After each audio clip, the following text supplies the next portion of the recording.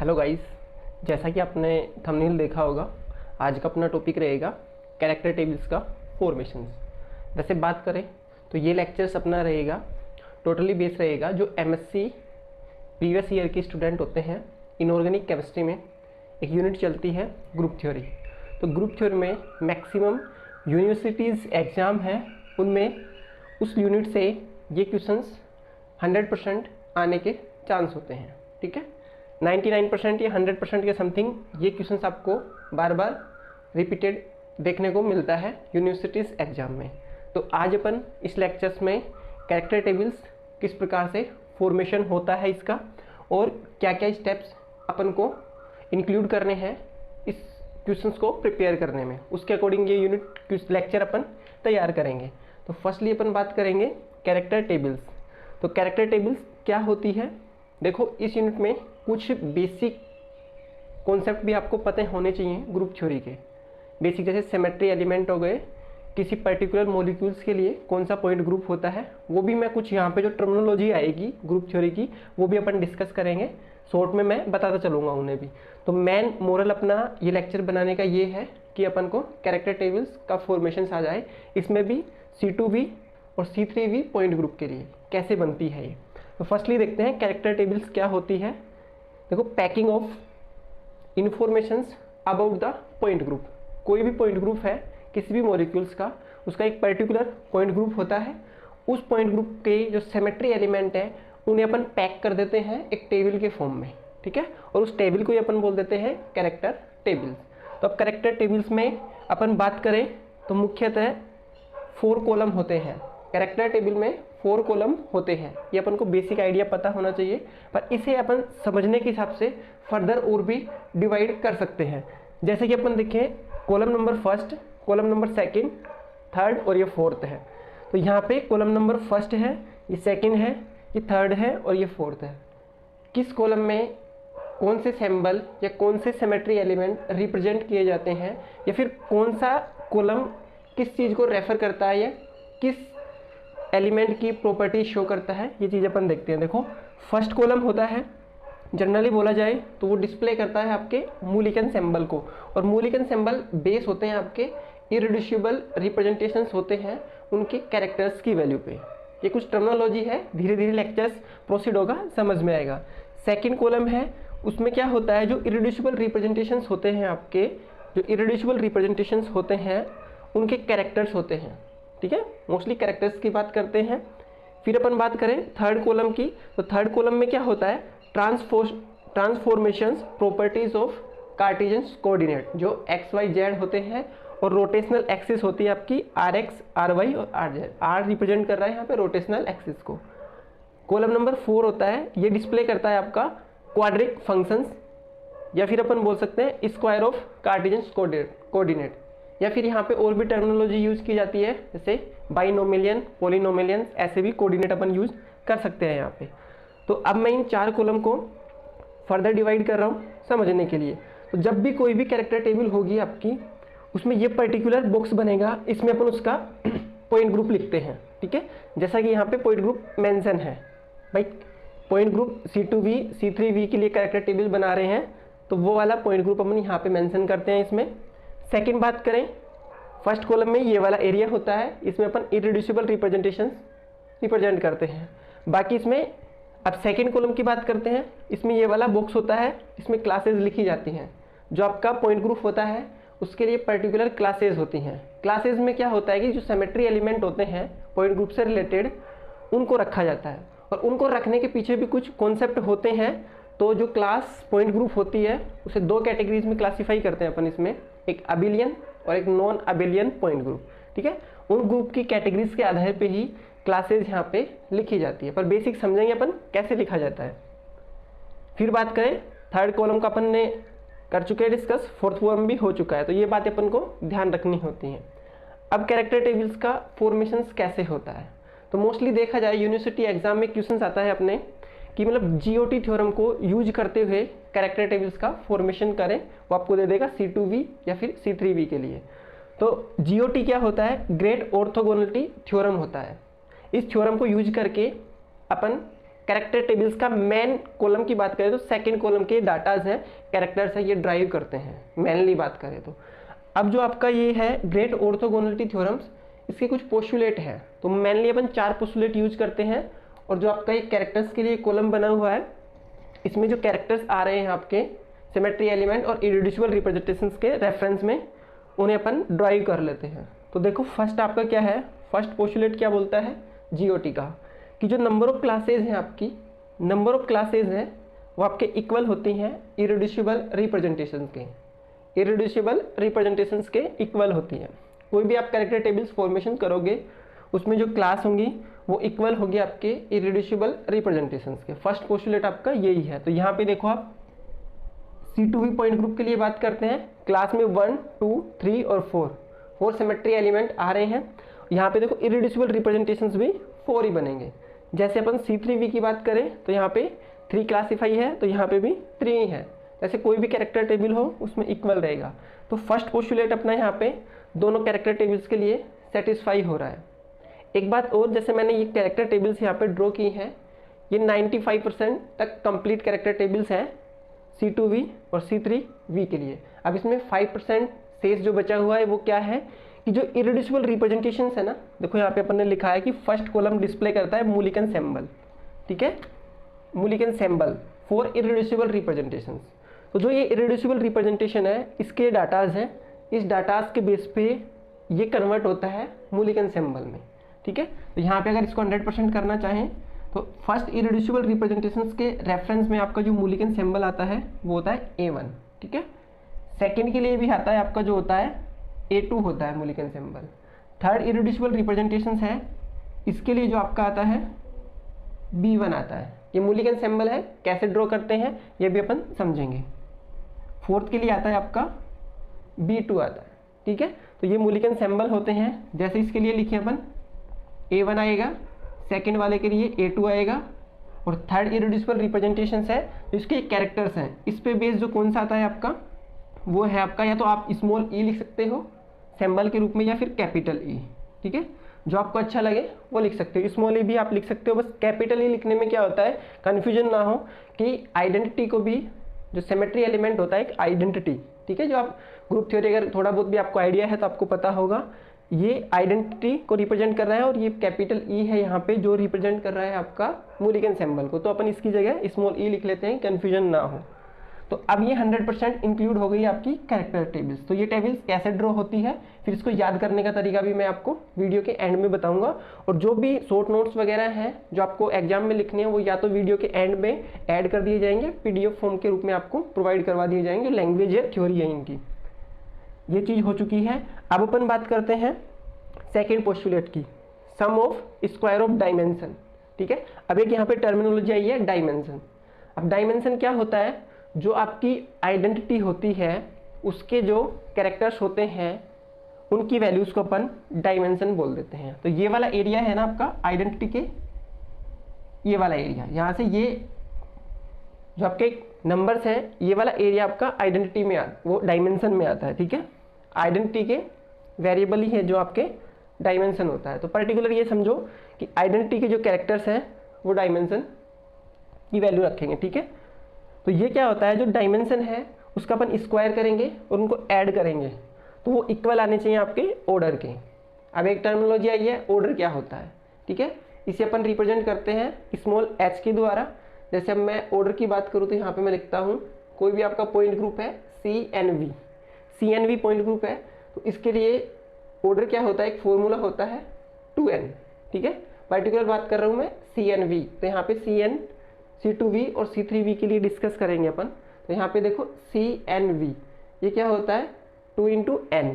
अब बात करें अपन 4, मैं एग्जाम्पल ले लेता हूँ 4, C2V ही डिस्कस कर लेते हैं। इसके लिए ऑर्डर कितना आएगा वो कैलकुलेट करते हैं। देखो यहाँ पे अब n की वैल्यू क्या रिप्रेजेंट कर रही है, जो आपके C के साथ नंबर्स लिखे होते हैं। देखो यहाँ पे 2 है, तो यहाँ पे आप लिख सकते हो 2 × 2, तो ऑर्डर आ गया 4। अब C2V पॉइंट ग्रुप के लिए ऑर्डर की वैल्यू कितनी होती है, 4 होती है। ऐसे ही अपन कैलकुलेट करें C3V के लिए भी आप कर सकते हो, 2 × 3 कितना हो गया 6, क्या आता है 6 ऑर्डर आता है। तो ऑर्डर का आपको कुछ आइडिया हो गया होगा। अब यहाँ पे देखो ये सेकंड पोस्टुलेट क्या रिप्रेजेंट करता है, इसे समझने के लिए अपन कुछ नंबर्स यहाँ पे ये बनाई है मैंने टेबल्स, ये कैसे नंबर आए हैं इसके लिए मैं कुछ नंबर सपोज कर लेते हैं अपन, या कुछ अल्फ़ाबेट सपोज कर लेते हैं। देखो मैं इनको रफ कर देता हूँ यहाँ से थोड़ा। देखो अपन अब डिस्कस करते हैं। फर्स्टली अपन C2V के लिए बात कर लेते हैं। तो यहाँ पे मैं लिख देता हूँ, ये पॉइंट ग्रुप है, यहाँ पे इरेड्यूसिबल रिप्रेजेंटेशंस है, ये R1 है, R2 है, ये R3 है और ये आपका R4 है। ठीक है, C2V के रेफरेंस में बात कर रहे हैं। क्लासेस भी आप लिखना चाहो तो यहाँ पे लिख सकते हो, क्या हो गया आपका E हो जाएगा C2Z, ये Z रिप्रेजेंट कर रहा है, जो आपकी C2 एक्सिस है वो Z से पास हो रही है, Z एक्सिस से। सिग्मा V है वो आपका XY आप लिख सकते हो लिखना चाहो, और सेकंड है सिग्मा V डैश, ये है आपका YZ। ठीक है, XZ है ये भी, क्योंकि जो सिग्मा V होते हैं वर्टिकल प्लेन होते हैं, सिग्मा V रिप्रेजेंट करता है आपका वर्टिकल प्लेन को, और वर्टिकल प्लेन किसे कहते हैं, जो प्रिंसिपल एक्सिस की पैरेलल चले। तो यहाँ पे ध्यान रखना XZ हो सकता है। ठीक है, देखो Z एक्सिस प्रिंसिपल एक्सिस है तो उसके पैरेलल ही चलेगा, X वाला प्लेन भी और Y वाला और Z। ठीक है, तब ये वर्टिकल प्लेन की कैटेगरी में आ गए। अब ये दोनों ही क्या है, वर्टिकल प्लेन है। थोड़ा सा अपन क्लास का आइडिया भी ले लेते हैं। दोनों ही वर्टिकल प्लेन है, पर इनके ट्रांसफॉर्मेशंस मतलब इन्हें अप्लाई करने के बाद में जो मॉलिक्यूल्स में जो चेंजमेंट होता है वो अलग अलग होता है। मतलब ट्रांसफॉर्मेशंस प्रॉपर्टीज़ क्या है, अलग है, या ट्रांसलेशनल ऑपरेशंस बोल सकते हैं, वो डिफरेंट है। देखो जैसे अपन समझे, इसमें तो देखो अलग अलग लिखा है और यहाँ पे 3 सिग्मा V है। वैसे तो बात करें तो ये अबेलियन और नॉन अबेलियन पॉइंट ग्रुप से रिलेटेड है, वो अपन को आइडिया दे देते हैं कि किस क्लास में सिमेट्री एलिमेंटों को साथ में रखा जाएगा और कौन से सिमेट्री एलिमेंट्स को अलग अलग रखा जाएगा। तो देखो C3V ये भी यहाँ पे क्या है, प्लेन ही है और वर्टिकल प्लेन ही है, पर तीनों प्लेन्स को एक साथ रखा गया है। और यहाँ पे देखो C2V में अलग अलग रखा गया है। ये रखने का रीजंस क्या है, देखो मैं समझाता हूँ। जैसे C2V का एग्जाम्पल आपका C2V पॉइंट ग्रुप आपको वाटर मॉलिक्यूल्स में देखने को मिलता है। ठीक है, ये वाटर मैंने बना दिया है, वाटर मॉलिक्यूल्स है। अब यहाँ पे नंबरिंग देते हैं, वैसे 1 और ये 2 है।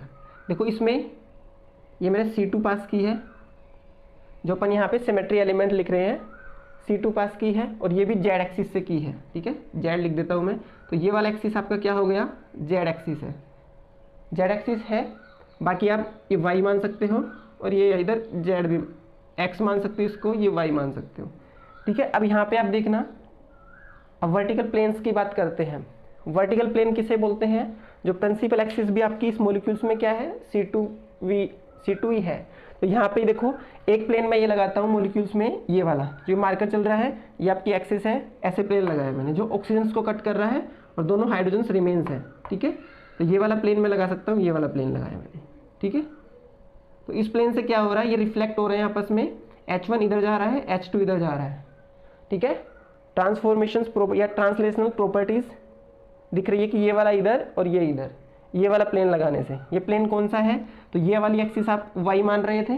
ठीक है, Y मान रहे थे, तो Y के पैरेलल और Z के पैरेलल जा रहा है, तो ये वाला प्लेन हो गया आपका YZ वाला, YZ। ठीक है, सिग्मा ही है और YZ है ये वाला। तो इससे क्या हो रहा है, दोनों हाइड्रोजन्स कट नहीं रहे हैं, ओनली ऑक्सीजन कट रहा है। दूसरा लगाते हैं अपन इसमें प्लेन, देखो ये वाला ऐसे बोर्ड है, ऐसे कैसे लगाते हैं, जो ऑक्सीजन को भी कट कर रहा है, आपके Z को भी कट, इसको 2 को भी और 1 को भी। देखो 1 हाइड्रोजन 2 हाइड्रोजन को भी कट करता हुआ जा रहा है, और आपकी X है, ये Z एक्सिस है, इसके पैरेलल भी जा रहा है। ठीक है, और X एक्सिस के भी क्या जा रहा है, पैरेलल, और ये है आपकी Y एक्सिस को कट कर रहा है। तो इसमें क्या है, तीनों मॉलिक्यूल्स ही कट कर रहे हैं। तो ये सिग्मा V है, दोनों अलग अलग हैं। एक से तो क्या हो रहा है, जिसे अपन मोलिकुलर प्लेन भी बोल देते हैं, मॉलिक्यूल्स के सभी एटम कट जाए। तो यहाँ पे देखो तीनों एटम्स कट रहे हैं, तो इस वजह से इन दोनों को अलग अलग कैटेगरीज में रखा जाता है। ये वाला V है आपका, ये डैश में रखा था, ये नॉर्मल रखा था। अब बात करते हैं इस पॉइंट ग्रुप में जो सिमेट्री एलिमेंट में आपका ये पॉइंट ग्रुप आ रहा है, पॉइंट ग्रुप में ये सिमेट्री एलिमेंट है, प्लेन ही। इनमें तीनों को एक साथ ही करके क्यों लिखा गया है, यहाँ पे भी अपन लिख सकते थे कि इन दोनों को 2 लगा के, पर वैसा नहीं लिखा जाता कि दोनों के क्या है, ट्रांसलेशनल प्रॉपर्टीज डिफरेंट है। अब देखो अमोनिया की बात कर लेते हैं। अमोनिया आपका एग्जाम्पल है, भी पॉइंट ग्रुप में आप एग्जाम्पल ले सकते हो अमोनिया। ठीक है, अमोनिया के एग्जाम्पल में आप लिख सकते हो, यहाँ पे ये है नाइट्रोजन्स, ये है हाइड्रोजन्स, ये है हाइड्रोजन, पिरामिडल शेप होता है इसका। अब यहाँ पे देखो ये वाला एक हाइड्रोजन है जो आपकी तरफ है, एक उस साइड में है और एक बैक साइड में, मतलब ऐसे रिप्रेजेंट हैं ये 3 हाइड्रोजन इस प्रकार से ओरिएंटेड होते हैं। अब इसमें आप एक्सिस पास करोगे तो यहाँ से पास कर सकते हो ये, ठीक है। तीनों हाइड्रोजन से क्रॉस होकर नहीं जाएगी, ओनली नाइट्रोजन से। यहाँ से ये वाली एक्सिस मैंने पास कर दी है, ये है आपकी C3V। अब इसमें आप जो वर्टिकल प्लेन लगाओगे, जो क्या होंगे, इसके पैरेलल ही होंगे। जो पैरेलल होते हैं वही वर्टिकल प्लेन होते हैं। अब यहाँ पे देखो लिख सकते हो आप वर्टिकल प्लेन के लिए सिग्मा V क्या होते हैं, जो आपकी प्रिंसिपल एक्सिस हो इसके पैरेलल लगे।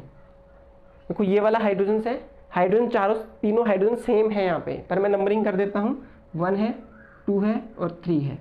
तो जो ये थंब की साइड में जो हाइड्रोजन है इसको लो, और ये वाली एक्सिस है इसके पैरेलली मैंने कट किया, तो रिफ्लेक्ट क्या हो रहे हैं आपके ये वाले हाइड्रोजन है, दोनों हाइड्रोजन ही। सेकेंड लगाया, इससे कट किया तो ये दोनों हाइड्रोजन, इससे कट किया तो ये दोनों हाइड्रोजन। मतलब इसमें जो ये प्लेन लग रहा है, जो हाइड्रोजन, देखो नंबरिंग से मत समझना, वैसे प्रॉपर्टीज सेम है हाइड्रोजन की, तो ये सभी प्लेन सेम काम कर रहे हैं, इस वजह से इन्हें एक साथ रखा गया है। इसमें कोई मॉलिक्यूलर प्लेन नहीं लग सकता है, ठीक है। इसलिए यहाँ पे दोनों को अलग अलग और यहाँ पे सेम। तो ये कैटेगराइज किया जाता है अबेलियन और नॉन अबेलियन पॉइंट ग्रुप के लिए, पर थोड़ा सा मैंने आपको आइडिया दे दिया है। अब अपन आगे बात करते हैं। चल रही थी अपनी बात सेकेंड पोस्टुलेट पे कि ऑर्डर के इक्वल आना चाहिए। अब देखो यहाँ पे सम करते हैं, इसके लिए अपन कुछ अल्फ़ाबेट अज्यूम कर लेते हैं इन नंबर्स की जगह। देखो सपोज किया मैंने, यहाँ पे अपन ने लिख लिया है L1 M1, चलो ऐसे नहीं तो इसको मैं ले लेता हूँ K1 L1 M1 और N1, 2 है N2, ठीक है। यहाँ पे भी आप ले सकते हो K3 K4, यहाँ पे L3 L4 M2 M4 और ये 3 है, N3 और N4, ठीक है। ये कुछ मैंने अल्फ़ाबेट ले लिए यहाँ पे। अब देखो कि यहाँ पे K L M और N है। अब अपन सेकेंड पोस्टुलेट में देख रहे हैं कि डायमेंशन का स्क्वायर करना है अपन को, उनका सम करना है, वो इक्वल होना चाहिए ऑर्डर के इक्वल होना चाहिए। मतलब अब C2V के रेफरेंस में बात करेंगे तो यहाँ पे टोटल 4 होना चाहिए। जो अब फर्स्ट पोस्टुलेट को मैं रिमेन कर यहाँ से हटाता हूँ और अब देखते हैं अपन। देखो सेकेंड पोस्टुलेट की बात चल रही है कि डायमेंशन, अब डायमेंशन मैंने आपको बता दिया है कि जो आइडेंटिटी के जो कैरेक्टर्स होते हैं ये डायमेंशन में आते हैं, ठीक है। तो यहाँ पे देखो क्या करना है अपन को, लिखता हूँ मैं थोड़ा स्मॉल करके, K1 का स्क्वायर करना है, सम भी करना है साथ में, K2 का स्क्वायर प्लस K3 का स्क्वायर और K4 का स्क्वायर। C2V के लिए आपका 4 ऑर्डर होता है, तो 4 के बराबर होना चाहिए ये। अब ऐसे कोई नंबर सोचो यहाँ पे जिससे ये 4 आ जाए। और एक नोट और याद रखना है आपको कि जो डायमेंशंस होता है ना, जो आपकी डायमेंशन होती है वो कभी भी क्या 0 नहीं हो सकती या फिर नेगेटिव नहीं हो सकती। लिख सकते हैं यहाँ पे, शॉर्ट में लिख देता हूँ मैं, नेवर 0 और माइनस। नेगेटिव वैल्यू नहीं हो सकती और 0 नहीं हो सकता। इसके अलावा आप कोई भी नंबर सोचो और उनका स्क्वायर करना है और ऐड करना है, वो आपका होना चाहिए 4 के इक्वल। तो यहाँ पे देखो सपोज करो कि मैंने फर्स्ट में लिख दिया है 1 का स्क्वायर। ये डाटा आए हैं डायरेक्टली यही पुट होंगे, इसकी जगह आप कोई और भी नंबर लिखना चाहो, जैसे मैं यहाँ पे 2 लिख देता हूँ, प्लस यहाँ पे भी 1 + 1। इनका आपको स्क्वायर करना है, जैसे 1 का स्क्वायर 1 होता है। अब 2 का स्क्वायर अपन कर देंगे यहाँ पे, तो 4 हो चुका है और 1 1, तो ये टोटल 7 के समथिंग हो जाएगा। तो 7 नहीं आना चाहिए, 4 आना चाहिए।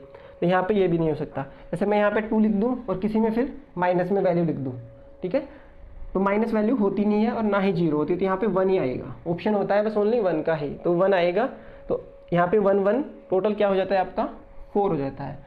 तो देखो यहाँ पे चाहिए तो आप C3V पे लगा लो, C2V पे लगा लो, दोनों पे क्या आएगा, फॉलो होगा आपका ये सेकेंड पोस्टुलेट। इसमें भी देखो 1 का स्क्वायर 1 होता है, 1 का स्क्वायर 1 मतलब 2 हो गया, और यहाँ पे इसका स्क्वायर 1 होगा, इसका स्क्वायर 1 होगा। देखो अपन इसका लगा के देखते हैं टोटल। तो मैं इनको रिप्लेस कर देता हूँ। अब K की वैल्यू को अपन रिप्लेस कर सकते हैं, यहाँ पे 1 आ चुका है, ये भी 1 है, ये भी 1 है और ये भी आपका 1 है, ठीक है। अब सेकंड के लिए लगाना चाहो आप, देखो इसमें इरेड्यूसिबल रिप्रेजेंटेशन 3 है, तो यहाँ पे 3 तक ही चलेगा ये। अब देखो इसके रेफरेंस में अपन लिखते हैं डाटा, तो 1 का स्क्वायर प्लस 2 का स्क्वायर प्लस 1 का स्क्वायर, ये आपका 6 हो जाएगा। देखो 4 हो गए, 1 और ये 6, तो इस प्रकार से आप बना सकते हो, ठीक है। अब मैं इसको रफ कर देता हूँ। अब बात करते हैं अपन थर्ड पोस्टुलेट की। थर्ड पोस्टुलेट क्या बोलता है, sum of square of character of irreducible representations equal होते हैं आपके ऑर्डर के। तो यहाँ पे भी देखो तो देखो क्या करना है, जो आपके इरेड्यूसिबल रिप्रेजेंटेशंस है। अब इरेड्यूसिबल रिप्रेजेंटेशंस के कैरेक्टर्स क्या होते हैं, तो ये इरेड्यूसिबल रिप्रेजेंटेशंस है और इसके सामने जो वैल्यूज़ होती है ये इसके कैरेक्टर्स होते हैं। जैसे 1 के लिए आपका 1 हो गया है, L है, M है और N है, ये कैरेक्टर्स है। 2 वाले के लिए ये वाली सीरीज, थर्ड के लिए ये और फोर्थ के लिए ये। तो इसका क्या करना है, आपको स्क्वायर करना है और सम करना है और ऑर्डर के इक्वल आना चाहिए। अब इसमें क्या है कि ये वाली वैल्यूज आपकी 0 भी हो सकती है और नेगेटिव भी हो सकती है और पॉजिटिव भी हो सकती है। इसमें ध्यान रखना है जो कैरेक्टर्स हैं इनकी वैल्यूज़ आपकी क्या हो सकती है, 0 भी हो सकती है, पॉजिटिव भी हो सकती है और नेगेटिव भी हो सकती है। ठीक है, तो यहाँ पे आपको डाटा जब रखने होंगे इस हिसाब से कि उनका स्क्वायर कर दें और ऐड करने पे ऑर्डर के इक्वल ही आए। तो यहाँ पे देखो अब इधर से अपन इसको लेते हैं। इस पॉइंट में आपको एक छोटी सी बात और याद रखनी होगी, ये तो शॉर्ट फॉर्म में मैंने लिखा है, इसके लिए अपन आप एक फॉर्मूला बनाएंगे। ठीक है, उस फॉर्मूले को ध्यान रखना है। अगर वो फॉर्मूले में कुछ पॉइंट अपन ऐड करेंगे कोफिशिएंट की वैल्यू, वो नंबर ऑफ ऑपरेशंस ही होता है। ठीक है, ऑपरेशंस को अपन कोफिशिएंट के रूप में लिख लेंगे यहाँ पे। उसके लिए कॉन्स्टेंट की वैल्यू अपन लिखा करेंगे, अन्यथा क्या होगा आपका C2V तो आप बना लोगे, ठीक, इस स्टेटमेंट से बन जाएगी, पर C3V में या फिर और किसी पॉइंट ग्रुप का कैरेक्टर टेबल आप ड्रॉ करोगे तो वहाँ पे दिक्कत आएगी। देखो इसके लिए मैं एक फॉर्मूला लिखता हूँ। क्या फॉर्मूला होगा, जैसे ये वाली वैल्यू लिखते हैं अपन, कैरेक्टर्स का आपको क्या करना है, सम करना है। तो कैरेक्टर्स आपके ये रहे, तो यहाँ पे K1 था, ठीक है, उसकी वैल्यू अपन ने निकाल ली है फर्स्ट से, तो यहाँ पे K1 है। ठीक है, K1 का अपन क्या कर रहे हैं, स्क्वायर प्लस, ठीक है, क्या करना है अब अपन को L1 का स्क्वायर, ठीक है, L1 का स्क्वायर करना है प्लस फिर M1 का स्क्वायर करना है। ठीक है, फिर क्या करना है आपको N1 का स्क्वायर करना है। इरेड्यूसिबल रिप्रेजेंटेशंस फर्स्ट की बात कर रहे हैं, तब मैंने ये डाटा लिखा, और ये आपका इक्वल होना चाहिए ऑर्डर के। ठीक है, ऑर्डर आपका H है, या फिर अपन C2V की बात कर रहे हैं तो 4 आपका ऑर्डर है, उसके इक्वल होना चाहिए। अब यहाँ पे देखो एक कांस्टेंट अपन यूज करते हैं, या कोफिशिएंट बोलो तो थोड़ा बेटर रहेगा। तो यहाँ पे या तो N से रिप्रेजेंट कर लो या आप G से रिप्रेजेंट कर लो। मैंने यहाँ पे G रिप्रेजेंट किया है। अब देखो ये K वैल्यूज आइडेंटिटी की है, तो यहाँ पे आइडेंटिटी के लिए G की वैल्यू लिखनी है। G आप कोफिशिएंट समझ सकते हो। ठीक है, कोफिशिएंट है या नंबर ऑफ ऑपरेशंस। ठीक है, या नंबर ऑफ ऑपरेशंस। ठीक है, तो यहाँ पे देखो अब आइडेंटिटी है, इसके लिए यहाँ पे G की वैल्यू लिखनी है, या फिर ऐसे लिख सकते थे आप इसके लिए आइडेंटिटी के लिए कोफिशिएंट की वैल्यू। ठीक है, इसको भी आप रिमूव करके शॉर्ट में ही रखो, बस आपको ध्यान रखना है उसको मल्टीप्लाई करना है। यहाँ पे भी मैं G लिख देता हूँ, यहाँ पे भी G लिख देता हूँ। जो आपका सिमेट्री एलिमेंट है उसके लिए जो कोफिशिएंट की वैल्यू दी गई है आपके क्लास में, उससे आपको मल्टीप्लाई करना है। जैसे यहाँ पे बात करें आइडेंटिटी के यहाँ पे 1 है, C2V के भी यहाँ पे 1 है, इसके भी 1 है और यहाँ पे भी 1 है। जैसे अपन बात करें C3V, इसमें देखो आइडेंटिटी के लिए यहाँ पे जो कोफिशिएंट की वैल्यू है 1 है, वो अपन लिखें या ना लिखें। यहाँ पे देखो C3 है जो आपकी क्या है 2 है, तो इसके साथ मल्टीप्लाई करना होगा आपको, यही है आपका कोफिशिएंट यहाँ पे 3 के साथ। अब देखो यहाँ पे G की वैल्यू यहाँ पे 1 है, यहाँ पे भी आपका 1 है। A की वैल्यू अपन ने सेकेंड पोस्टुलेट से निकाल ली है जो आपका क्या है 1, तो मैं यहाँ पे 1 का स्क्वायर प्लस कर देता हूँ। G है यहाँ पे भी 1 ही है, तो यहाँ पे आप लिखो या ना लिखो। अब अपन को L की वैल्यू, M की वैल्यू और N की वैल्यू सपोज करनी है और वो यहाँ पे लिखना है आपको। तो यहाँ पे देखो मैं यहाँ पे 1 1 ही पुट करके स्क्वायर करके देखते हैं अपन। ठीक है, प्लस ये तो 1 है, तो 1 का स्क्वायर 1, मल्टीप्लाई करोगे तो भी 1 ही आएगा आपका। इसको 1 करोगे तो टोटल 4 ही आते हैं। अगर इसकी जगह अपन नंबर चेंज करते हैं तो भी आपके इरेड्यूसिबल रिप्रेजेंटेशंस की वैल्यू आप कैलकुलेट कर सकते हो, जो नंबर सूटेबल हो वो पुट करने होते हैं। तो मैंने ये 1 1 करके यहाँ पे इरेड्यूसिबल रिप्रेजेंटेशंस 1 के लिए सेट बना दिया है। तो यहाँ पे वैल्यू आ जाएगी आपकी, इनकी भी क्या आएगी 1 1। तो मैं यहाँ पे इसको रिप्लेस कर देता हूँ, ये भी 1 है, ये भी 1 है और ये भी आपका 1 है। ऐसे ही आप सभी के लिए क्या कर सकते हो, यहाँ पे वैल्यूज़ लिख के निकाल सकते हो। तो सेकंड इरेड्यूसिबल रिप्रेजेंटेशंस की बात करेंगे तो वहाँ पे भी आप ये डाटा लिख सकते हो, थर्ड के लिए भी लिख सकते हो और फोर्थ के लिए भी लिख सकते हो। सपोज करके आपने सोचा कि मैंने 1 1 1 ही सोच लिया है यहाँ पे, ठीक है, तो सभी में आप 1 1 डाटा, जैसे एल है यहाँ पे 1 भी आ सकता है, यहाँ पे 1 आ सकता है, यहाँ पे 1 आ सकता है, यहाँ पे भी 1, यहाँ पे 1, यहाँ पे टोटली क्योंकि 4 कर रहे हैं अपन को तो वो 4 हो जाएंगे। पर क्या है कि आगे अपन और भी पोस्टुलेट है, जैसे अपना फोर्थ पोस्टुलेट है, ये पोस्टुलेट भी अप्लाई करना होगा उन डाटाज पे। तो उन डाटाज पे अप्लाई करने के बाद में वो वाले डाटा वहाँ पे पुट होंगे, नेगेटिव या पॉजिटिव वैल्यू कब कौन सी कहाँ पे आएगी वो डिसाइड आपका ये करेगा फोर्थ वाला पोस्टुलेट। इसको भी अपन समझेंगे अभी। तो इसमें क्या ध्यान रखना है आपको, कोफिशिएंट वैल्यू है उसके साथ मल्टीप्लाई करना है। यहाँ पे आप मल्टीप्लाई भी नहीं करते तो भी हो जाता। अब इसमें देखो C3V के बारे में, इसमें आप कोशिश करो, यहाँ पे 1 है 1 है और 1 है, 6 लाने की कोशिश करते हैं। सपोज किया यहाँ पे इसको मैंने रिमूव कर दिया है, ठीक है, अब 6 लेके आना है आपको। तो यहाँ पे आपको नंबर सोचने होंगे, ठीक है, अगर ये वैल्यू ना लिखते आप तो प्रॉब्लम्स हो सकती थी, ठीक है। तो यहाँ पे आपकी वैल्यू, जी की वैल्यू क्या हो जाएगी, आइडेंटिटी के लिए क्या है आपका 1 है, ठीक है। इसके लिए एक 2 वैल्यू से मल्टीप्लाई करना है, 2 हो चुका है, यहाँ पे भी आपका 3 हो चुका है। अब देखो 1 का स्क्वायर 1 है, 1 को 1 से किया 1 आया, ठीक है, 1 का 1 हुआ, 1 का स्क्वायर 1 ही होता है, 2 से मल्टीप्लाई किया 2 आया, इसका स्क्वायर 1 होता है, इसको मल्टीप्लाई किया 3 से 3 आया, टोटल आपका 6 आ चुका है। तो देखो यहाँ पे इरेड्यूसिबल रिप्रेजेंटेशंस फर्स्ट को ऐड करने पे उनके कैरेक्टर्स को और उसका स्क्वायर करके सम करने पे आपका ऑर्डर की इक्वल वैल्यू आती है 6। अब अपन बात कर लेते हैं पोस्टुलेट फोर्थ की। अब पोस्टुलेट फोर्थ क्या बोलता है, कोई भी आपके दो क्या हो, इरेड्यूसिबल रिप्रेजेंटेशन हो, उसका क्रॉस प्रोडक्ट क्या होता है, हमेशा 0 के इक्वल होता है, 0 के इक्वल होता है। इसको कैसे, कोई भी इरेड्यूसिबल n है और m है, उसका क्रॉस प्रोडक्ट करेंगे, ठीक है, 0 होगा। अब इसमें भी आपको मैंने यहाँ पे लिखा है नंबर ऑफ ऑपरेशंस, ये भी आपका क्या है, वही कोफिशिएंट की वैल्यू है, उसके साथ आपको मल्टीप्लाई करना है। अगर मल्टीप्लाई नहीं करोगे तो एरर आएगा, आपका टेबल ठीक नहीं बनेगी, ये ध्यान रखना है दोनों के केस में। अब अपन इसकी बात कर लेते हैं, अपन को डाटा ये डाटा आ चुके हैं, ठीक है। सपोज करके यहाँ पे भी आप 1 1 लिख के बना सकते थे ये इरेड्यूसिबल रिप्रेजेंटेशंस को। माइनस और प्लस की वैल्यू देखो यहाँ पे 1 ही आ रहा है, पर वेरिएबल बस माइनस माइनस ये हो रहा है, तो ये इस पोस्टुलेट के अकॉर्डिंग होगा। देखो अब यहाँ पे, चलो मैं सपोज करता हूँ यहाँ पे, जैसे आप क्या ले सकते हो, इस स्टेटमेंट के अकॉर्डिंग क्या हो सकता है आपका, जैसे मैं C2V के रेफरेंस में बात करता हूँ, इरेड्यूसिबल रिप्रेजेंटेशंस को 2 के साथ क्रॉस मल्टीप्लाई किया तो भी 0 आना चाहिए, 1 को अपन ने 3 के साथ किया तो भी 0 होना चाहिए, या फिर 1 को अपन कर लें 4 के साथ तो भी 0 होना चाहिए। या और बात करें अपन तो IR2 है, इसको मल्टीप्लाई करोगे आप IR3 के साथ तो भी 0 आना चाहिए, IR2 को आप क्रॉस करोगे तो भी 0 आना चाहिए, या अपन बात करें IR3, इसको मल्टीप्लाई करोगे 4 से तो भी 0 आना चाहिए।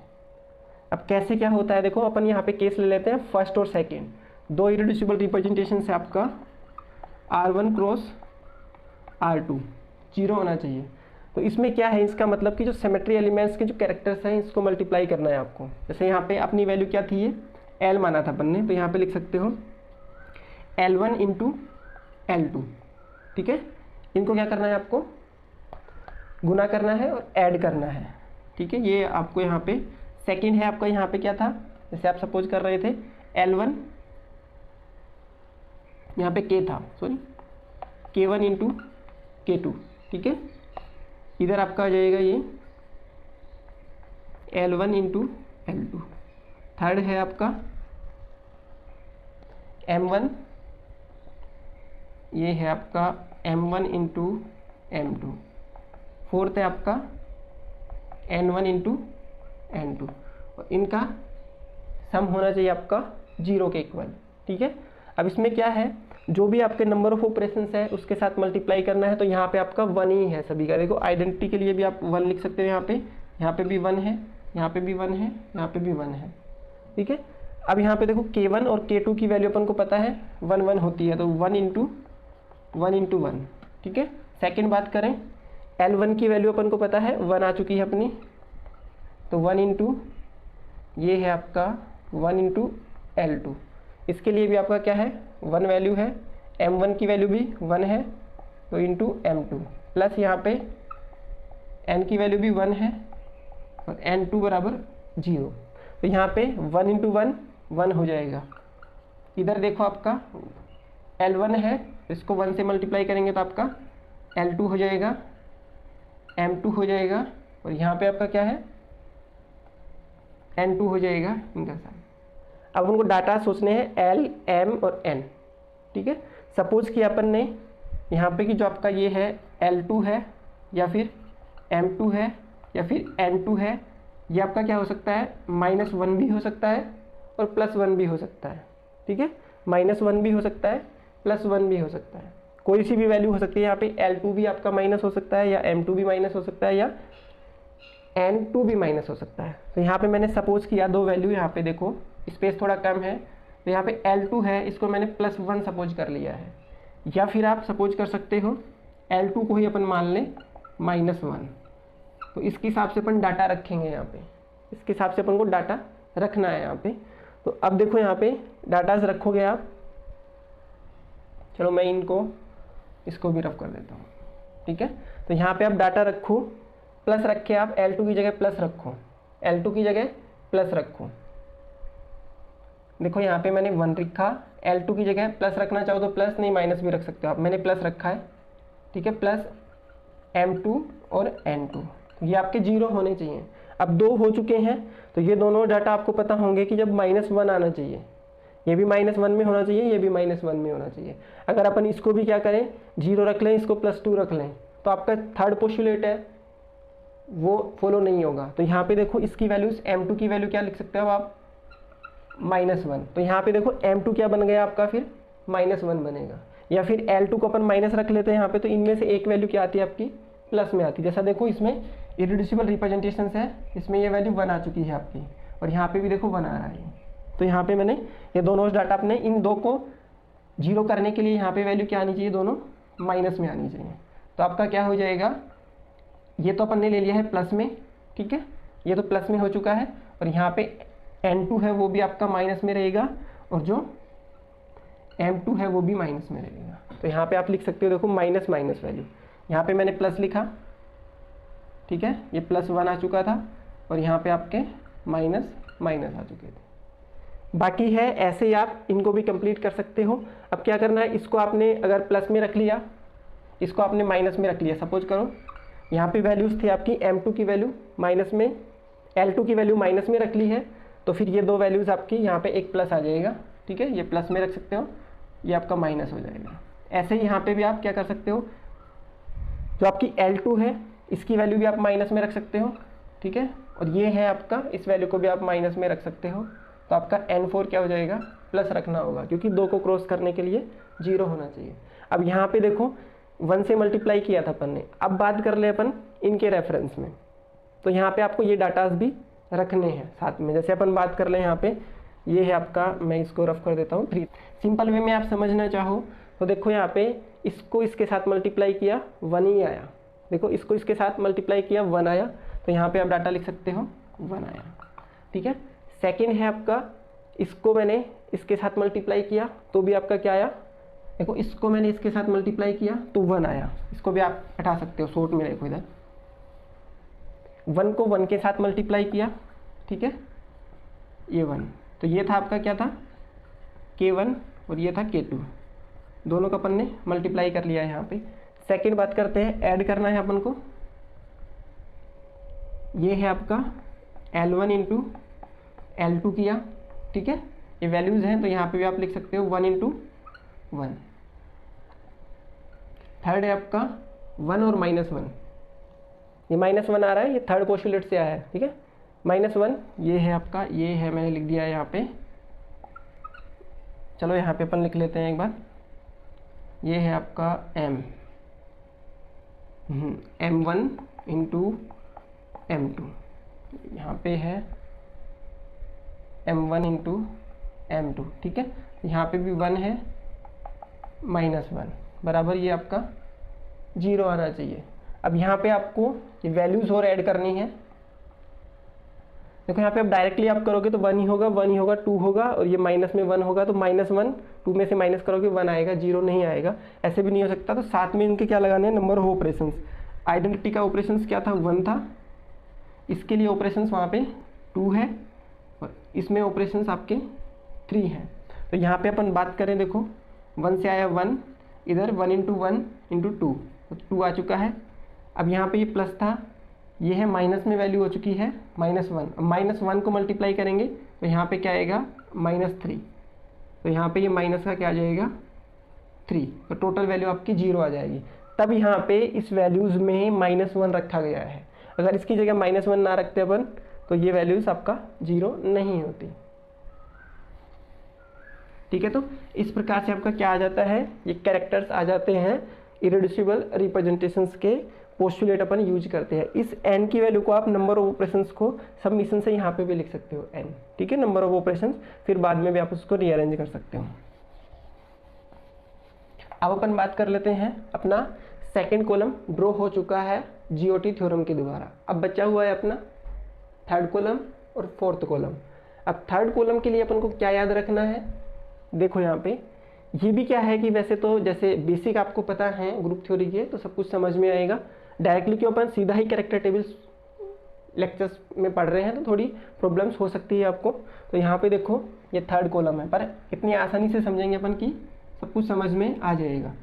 थर्ड है, अब इसमें क्या आएंगे, इसके कोऑर्डिनेट आएंगे एक्स वाई जेड और रोटेशनल एक्सिस के बारे में, इनमें क्या रिलेशंस आता है उसके अकॉर्डिंग रखा जाता है। अब मैं यहाँ पे बात कर लूँ, आपका ये आइडेंटिटी है, ठीक है, ये आपका C2 है और जेड पे लग रहा है, ये सिग्मा XZ पे है और ये है। ये डाटाज ऐसे क्यों आ रहे हैं कि किसी में जेड आ रहा है, कहाँ पे जेड ही नहीं आ रहा, कहाँ पे जेड आ रहा है तो RXZ आ रहा है, ठीक है, ये कैसे आ रहे हैं रोटेशनल एक्सिस। फर्स्टली अपन यहाँ पे समझेंगे एक्स एक्सिस के रेफरेंस में बात करते हैं अपने एक्स एक्सिस। आइडेंटिटी कोई भी आपका मॉलिक्यूल्स है, ठीक है, XYZ एक्सिस पे है मॉलिक्यूल्स है, आइडेंटिटी पे मॉलिक्यूल्स एज इट इज़ रहता है, तो एक्स में कोई वेरिएशंस नहीं आएगा, तो यहाँ पे 1 का 1 ही होता है। अब बात करते हैं, ये जैसे ये मान लो मैं एक्सिस बना देता हूँ, ये आपकी जेड है, ठीक है, ये आपका एक्स है, ये आपका वाई है, ठीक है, ये वाई वाला आपकी तरफ है। तो C2V जेड से लग रही है, यहाँ पे जेड से अपन ने इसी मॉलिक्यूल्स पे ये पास की है और ये आपका रोटेट कर रहा है। अब इसको मैं रोटेशन दे रहा हूँ, C2 रोटेशंस का मतलब 180 डिग्री पे घुमाना। 180 डिग्री पे आप इसको जेड को पकड़ के ऐसे रोटेट करवाओगे और ये आपका वाई था, यहाँ पे एक्स उधर था, तो रोटेट करवाओगे 180 पे, C2 का मतलब 180 पे, तो ये वैल्यूज आपकी इधर आ जाएगी। तो यहाँ पे मानो ये 1 है एक्स की वैल्यू, तो ये इधर आएगा तो नेगेटिव हो जाएगा। इस पोर्शन में देखो अपन ऐसे लिखते थे ना, यहाँ पे ये -x, तो x की वैल्यू माइनस में हो जाती है, तो यहाँ पे आप लिखोगे -1। अब बात करते हैं x एक्सिस पे ये प्लेन लगाते हैं तो क्या फ़र्क पड़ता है, XZ प्लेन लग रहा है आपका, ये क्या है वर्टिकल प्लेन ही है, XZ लग रहा है। XZ प्लेन का मतलब है जो x और Z एक्सिस से पास हो रहा है। देखो एक तो Z है और एक x है, इन दोनों को कट करता हुआ, ये Z, ये x थी, ये Z था, तो ये बोर्ड वाला प्लेन अपन बात करें, ये y ऐसे था, तो ये Z को भी कट कर रहा है और x को भी कट कर रहा है, ठीक है, दोनों को कट कर रहा है। तो दोनों को कट करने पे इसमें कोई भी चेंजमेंट नहीं आ रहा है। चेंज क्या हो रहा है, ये इधर y था प्लस में, तो बैक साइड में बोर्ड के उधर क्या है माइनस में y, तो ये y वाले वैल्यूज चेंज होंगी। x एक्सिस पे कोई चेंजमेंट नहीं है देखने को मिलेगा, तो यहाँ पे भी आपका क्या आएगा प्लस ही आएगा। अब बात करते हैं YZ की, ठीक है, YZ प्लेन लगाना है आपको, ये है आपका y और ये है Z, तो ऐसे ये प्लेन लगेगा, y को कट करता हुआ Z को कट करता हुआ।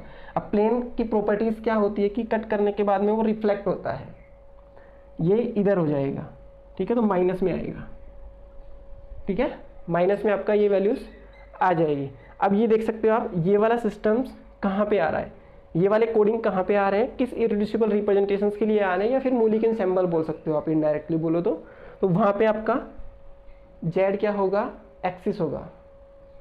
देखो इसमें देखो रिलेशंस कहाँ पे बन रहा है, ये वाला प्लस है माइनस है, ये रहा, और ये आपका प्लस है और ये आपका माइनस है, तो यहाँ पे कोऑर्डिनेट क्या आ गया है आपका x आ जाएगा। देखो यहाँ पे भी आया हुआ है, यहाँ पे ये x है।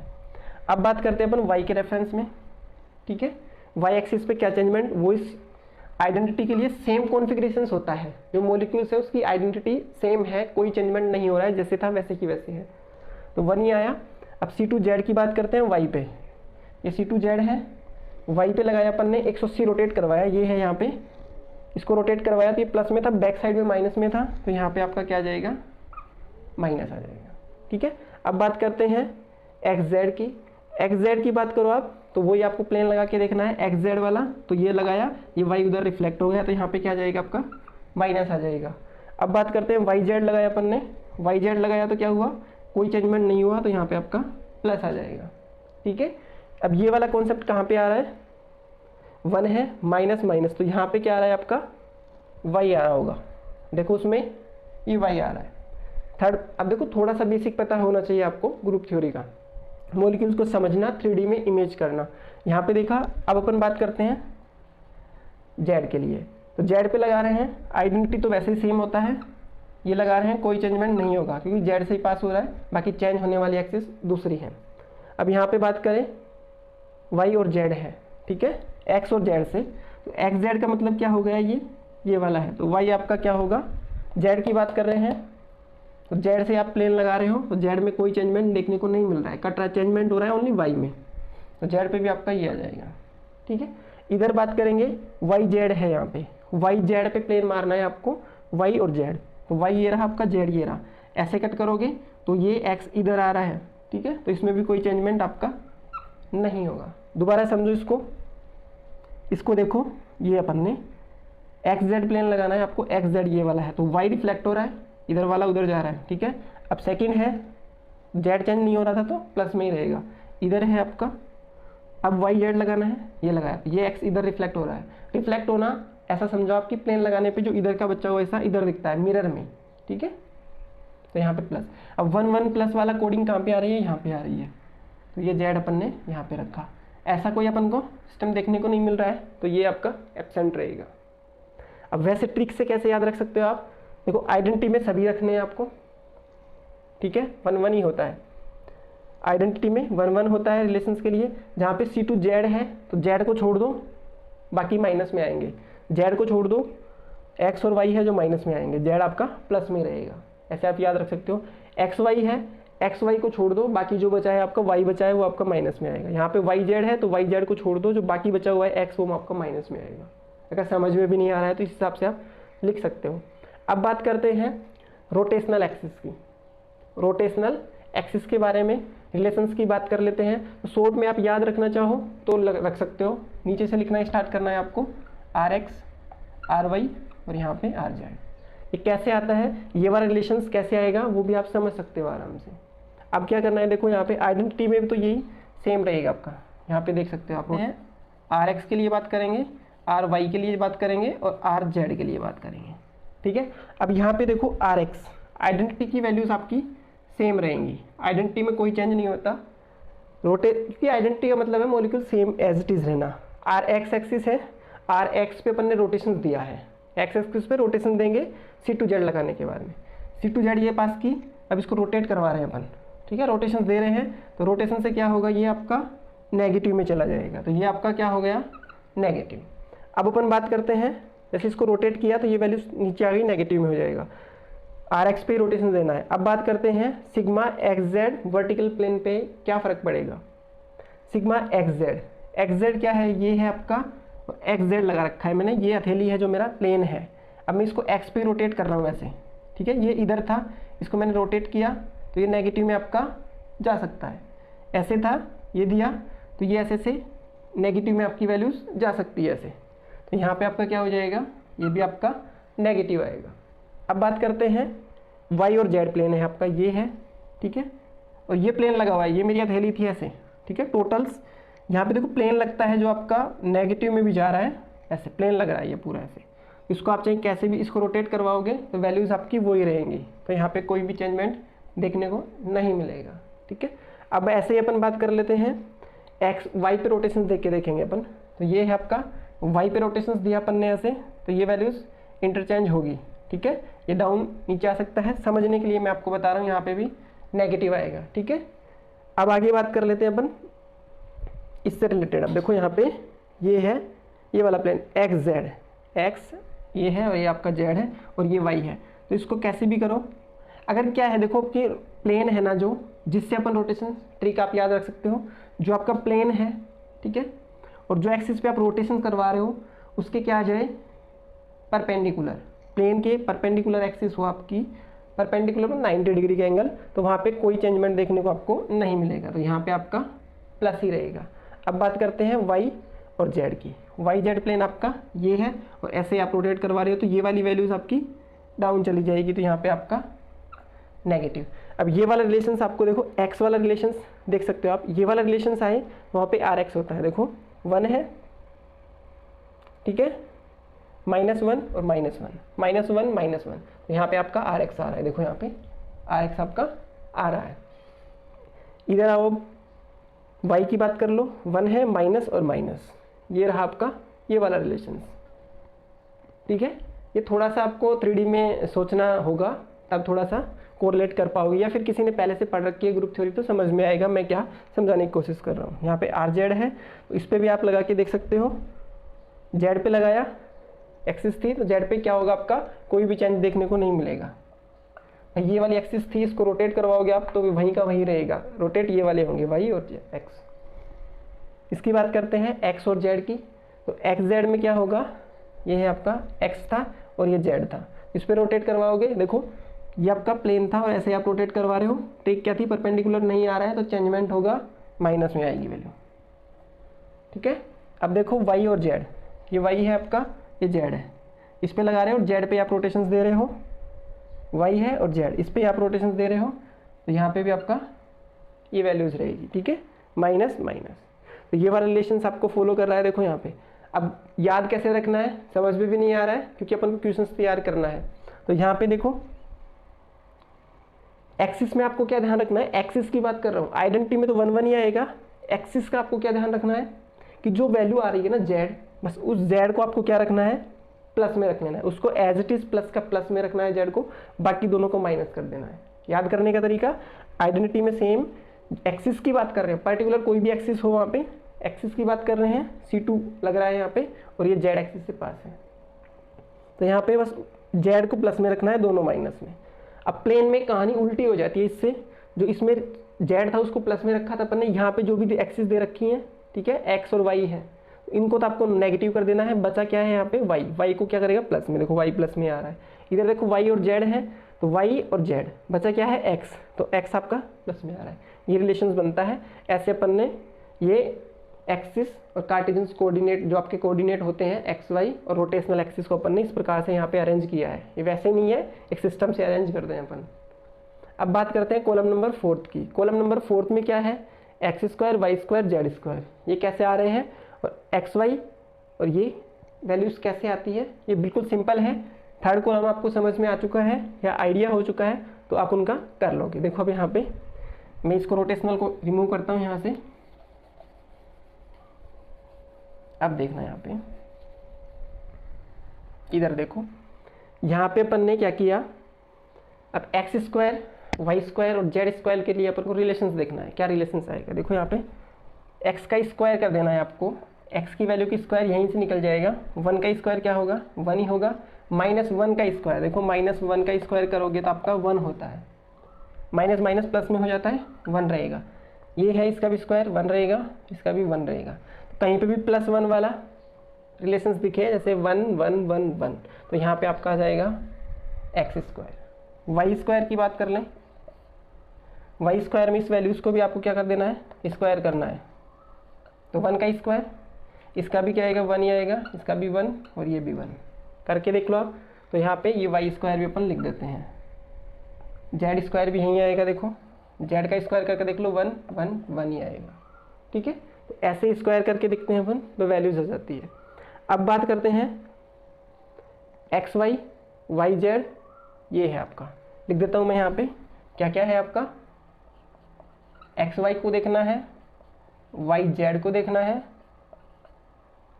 और ये डाटास है। अब क्या कर लेना है आपको, यहाँ पे ये कहाँ पुट किए गए हैं किस हिसाब से, उसको देखने के लिए देखो यहाँ पे बस मल्टीप्लाई करना है आपको x की वैल्यू को और y की वैल्यू को, ये x है और y है तो 1 का 1 ही है, माइनस माइनस है, -1 को -1 से ही मल्टीप्लाई करेंगे तो वैल्यू आएगी आपकी 1। अब यहाँ पे आ जाओ, -1 को +1 से गुना करेंगे तो आपका माइनस, और यहाँ पे भी आपका माइनस, तो ये रिलेशन जहाँ आ रहा है वहाँ पे आपका एक्स वाई रखा जाएगा। ये रिलेशन देखो ये रहा, तो यहाँ पे आपका XY आ चुका है। अब देखो XZ की बात करते हैं, इसको भी आपको मल्टीप्लाई करना है 1 को और इसको, तो ये 1 आ गया, इसको करोगे -1 आ चुका है, इसको इसके साथ करोगे प्लस का 1 आ गया, ये यहाँ पे माइनस का 1। तो ये वाला रिलेशंस देखो यहाँ पे ये रहा, ठीक है। तो यहाँ पे आपका आ जाएगा XZ। अब बात करते हैं YZ को मल्टीप्लाई कर लेना है, तो YZ की वैल्यू देखो यहाँ पे 1 है, माइनस का 1 है, माइनस का 1 है, ठीक है, ये -1 है और यहाँ पे भी आपका 1 है, तो plus plus minus minus plus, ये रहा आपका। तो ये आपका आ चुका है YZ, ठीक है। तो मैक्सिमम आपका 90% तक कैरेक्टर टेबल्स का जो डाटा कैसे आता है वो यहाँ पे अपन समझ चुके हैं। अब बचा है मूलिक एनसेम्बल। तो अब अपन बात करेंगे मूलिक एनसेम्बल की और उनकी टोटल जो लैंग्वेज है ना, थ्योरी है, जो इस वीडियो के एंड में आपको मैं या तो नोट्स ऐड कर दूंगा या फिर PDF के रूप में आपको मिल जाएगी जो भी लैंग्वेज है, तो आप आसानी से क्वेश्चंस लिख के आ सकोगे। तो अब अपन बात करते हैं मूलिक एनसेम्बल कैसे ड्रॉ करते हैं, ठीक है। अब अपन समझेंगे मूलिक एनसेम्बल के बारे में। बाकी अपन ने सेकंड कॉलम, थर्ड और फोर्थ कॉलम समझ लिया है। अब इरेड्यूसिबल रिप्रेजेंटेशंस को अपन रिप्लेस करेंगे। A1 क्या क्यों आया, A2 क्यों आया, B1 कैसे आया, B2 कैसे आया, यहाँ पे दोनों को समझेंगे, ठीक है। ये वाली वैल्यूज आप इस पर भी लगा के देख सकते हो, ठीक है। तो मूलिक एनसेम्बल की बात करेंगे, ठीक है। तो अब अपन बात करते हैं मूलिक एनसेम्बल कैसे कैलकुलेट करना है। तो मैंने यहाँ पे कुछ लिख दिया है यहाँ पे थोड़ा बहुत, कि वीडियो अपनी पहले ही लेंथी हो चुकी है, ज़्यादा लेंथी ना हो, तो शॉर्ट में अपन समझते हैं कि मूलिक एनसेम्बल इन कैरेक्टर टेबल्स, जो कैरेक्टर टेबल्स में इरेड्यूसिबल रिप्रेजेंटेशंस होते हैं, उनके जो कैरेक्टर्स होते हैं उन पे बेस आपके मूलिक एनसेम्बल ड्रॉ होते हैं। कैसे आते हैं, यहाँ पे A1 की वैल्यू कैसे आई वो देखो। अब मूलिक एनसेम्बल फर्स्टली क्या होता है, इरेड्यूसिबल रिप्रेजेंटेशंस है, उसके जो कैरेक्टर्स होते हैं उस पर बेस ये सिंबल्स आता है। इसको मैंने M से रिप्रेजेंट किया है, मूलिकन के हिसाब से M से।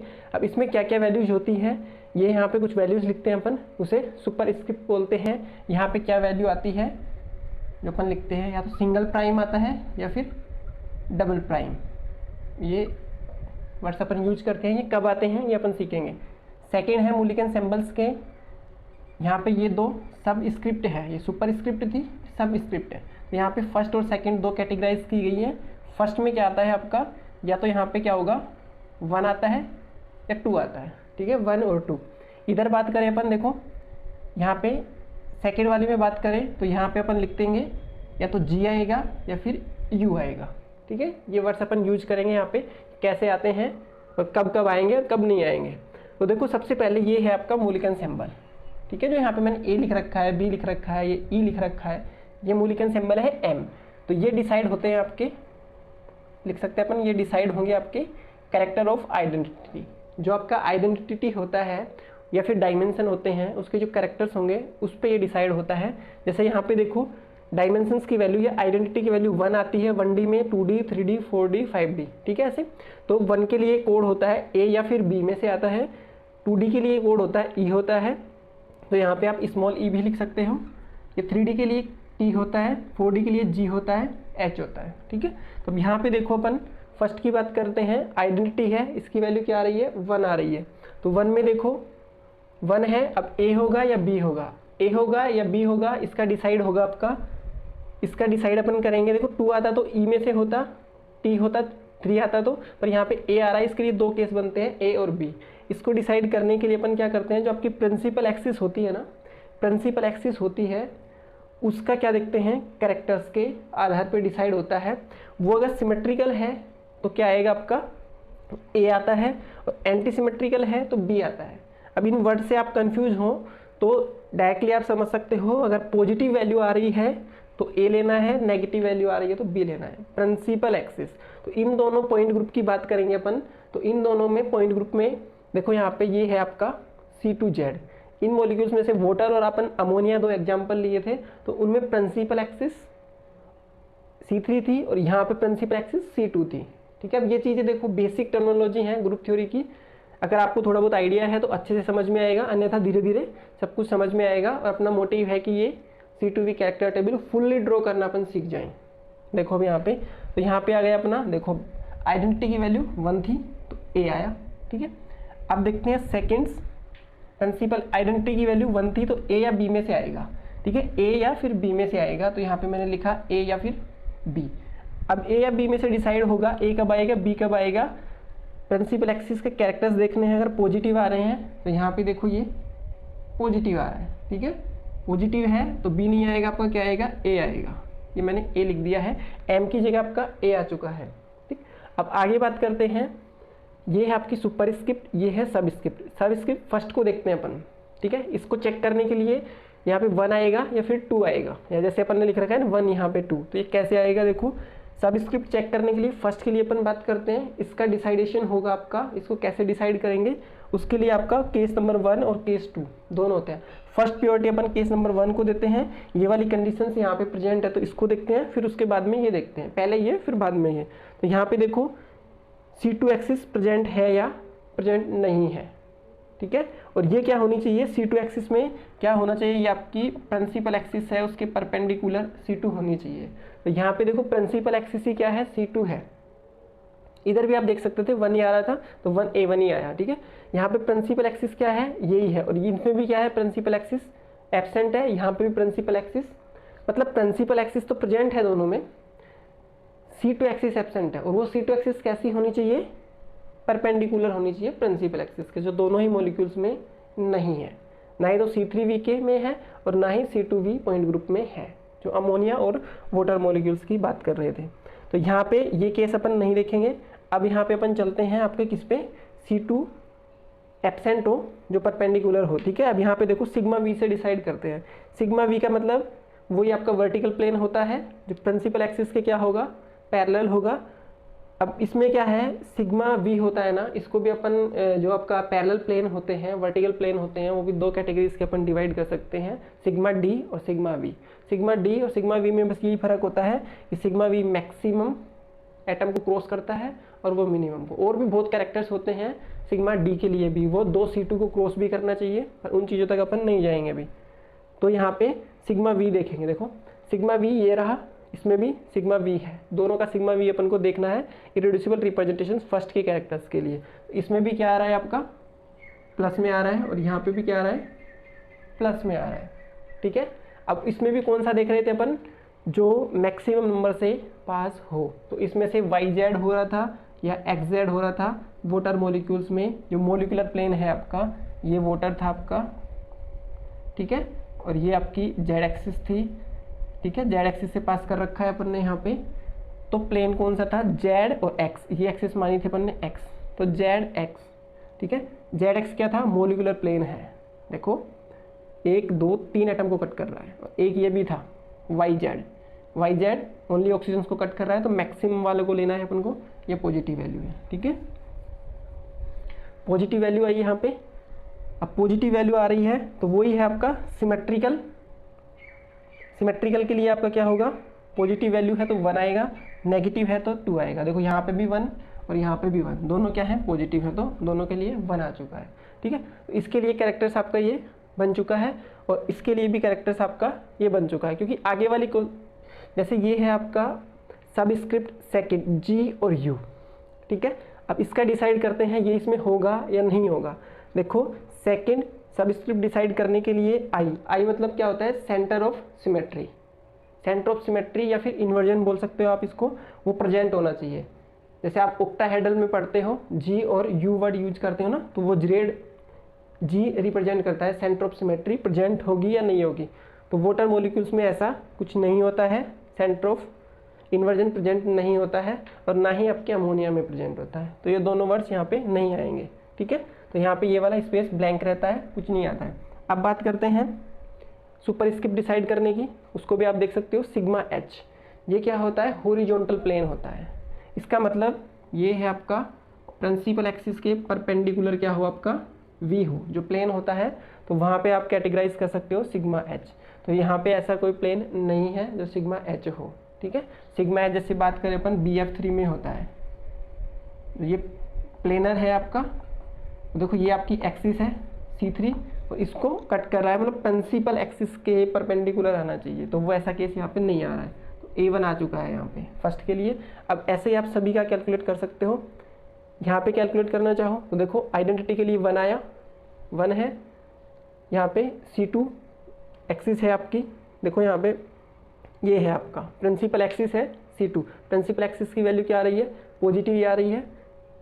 प्रिंसिपल एक्सिस है, देखो यहाँ पे ये सिमेट्री एलिमेंट है। आइडेंटिटी की वैल्यू क्या है इसके लिए 1 है, तो अपन ने A या B में से लेना है, ठीक।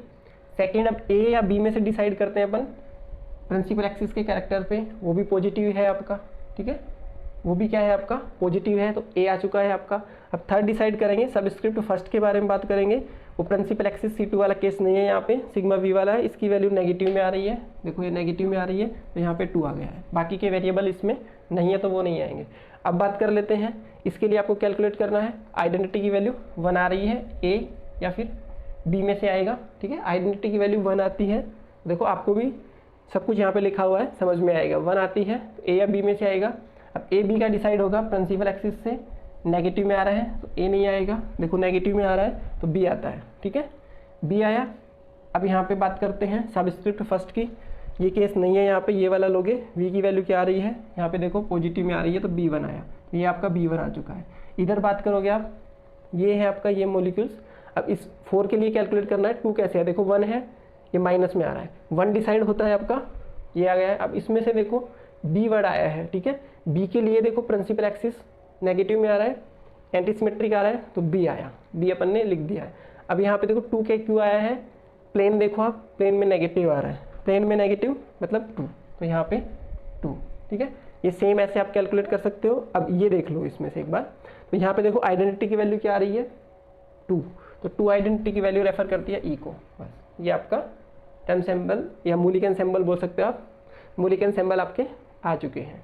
अब ऐसे ही मैं आपको एक एग्जांपल देता हूँ, बाकी के केस भी उसमें इंक्लूड हो सकते हैं, तो उनको अपन देखते हैं। मैंने इक्वेशन लिया है, ये आपको डाटास दे देगा इरेड्यूसिबल रिप्रेजेंटेशंस के। अब इसके लिए आपको मूलिकन सिंबल कैलकुलेट करना है, तो आप मूलिकन सिंबल कैलकुलेट करो। आइडेंटिटी की वैल्यू 1 है, 1 रेफर करता था अभी अपन ने देखा था, कैरेक्टर ऑफ आइडेंटिटी 1 है, तो 1 के लिए A या फिर B में से आता था, ठीक है, किस में से, A या फिर B में से आता था, ठीक है। अब आइडेंटिटी की वैल्यू 1 है तो A या B में से आएगा। अब डिसाइड होगा A होगा या B होगा, वो डिसाइड होता है आपका प्रिंसिपल एक्सिस से। तो प्रिंसिपल एक्सिस की वैल्यू क्या दे रखी है यहाँ पे नेगेटिव, तो नेगेटिव के लिए अपन क्या लेते हैं, B लेते हैं, तो यहाँ पे आपका ये B ले लिया है मैंने, ठीक है। अब बात करते हैं C2 एक्सिस, देखो यहाँ पे C2 एब्सेंट थी इन दोनों पॉइंट ग्रुप में। अब देखते हैं ये वाला, इनके लिए यहाँ पे C2 प्रेजेंट है, ठीक है, C2 प्रेजेंट है यहाँ पे, तो C2 प्रेजेंट है, तो अब देखेंगे C2 की वैल्यू अगर आपकी क्या आती है, पॉजिटिव आती है, मतलब सिमेट्रिकल आती है, तो 1 लेते हैं, अन्यथा 2 लेते हैं, तो यहाँ पे क्या आ रही है 2, माइनस में आ रही है, तो यहाँ पे आपका 2 हो जाएगा, ये वाली सबस्क्रिप्ट आपकी 2 हो जाएगी, यहाँ पे 2 वैल्यू आ जाएगी। अब देखो लिख दिया है, इसके बाद में बाकी अब सेकेंडरी सबस्क्रिप्ट होती है, वो आपकी डिसाइड होती है किस पे, इन्वर्जन पे। इसमें क्या है, इन्वर्जन भी प्रेजेंट है, जिस मॉलिक्यूल्स के लिए ये अपन को दिया हुआ है उसके लिए इन्वर्जन सेंटर भी प्रेजेंट है, वो पॉजिटिव है। अब पॉजिटिव के लिए क्या आता है, G वर्ड आता है, G, तो यहाँ पे आप लिख सकते हो G आ जाएगा, ठीक है। बाकी बात करें, अब बाद में ये वाला सिंगल प्राइम आएगा या फिर डबल प्राइम आएगा, देखो अपन ने लिख रखा है सिंगल प्राइम या 1 प्राइम के लिए क्या आता है, पॉजिटिव वैल्यू आए with respect to sigma H, तो देखो सिग्मा H है, यहाँ पे क्या आ रहा है, यहाँ पे पॉजिटिव आ रहा है, सिंगल प्राइम में आपकी ये वैल्यू आएगी। अगर यहाँ पे नेगेटिव होता तो ये डबल प्राइम में आ जाता, ठीक है, सिंगल प्राइम में ये वैल्यू आएगी। तो इस प्रकार से आप मूलिकन सिंबल भी ड्रॉ कर सकते हो, और टोटली कैरेक्टर टेबल कैसे ड्रॉ होती है वो अपन ने समझा अच्छे से। अब इसको याद कैसे रखना है वो भी एक ट्रिक रूप में आप याद रख सकते हो। देखो C2V को तो आप बहुत आसान तरीके से याद रख सकते हो। याद करने का तरीका देखो, यहाँ पे ये वैल्यूज आप लिख सकते हो। देखो यहाँ पे आपका मैंने लिखा A1, A2, B1 और ये है आपका B2। देखो यहाँ पे ये कैरेक्टर्स कैसे याद रखने हैं आपको, इसको भी देखो एक बार। इसमें क्या करना है आपको, सिंपली ये वाला देखो, ये वाला ऐसे एरो खींचो, सभी क्या आएंगे 1 1 1 प्लस में, डाउन साइड में आ जाओ आप, सभी क्या आएंगे प्लस में, सभी वाले प्लस में, क्रॉस में चले जाओ डायगोनल, ये भी आपका प्लस में। इसके अलावा जो भी वैल्यू बचती है देखो ऐसे जाओ इस पॉइंट से स्टार्ट करो, सभी प्लस में, इधर भी प्लस में, डायगोनल भी प्लस में, बाकी यहाँ पे माइनस, यहाँ पे माइनस, यहाँ पे माइनस, माइनस माइनस माइनस में। ठीक है, यहाँ तक हो चुका है।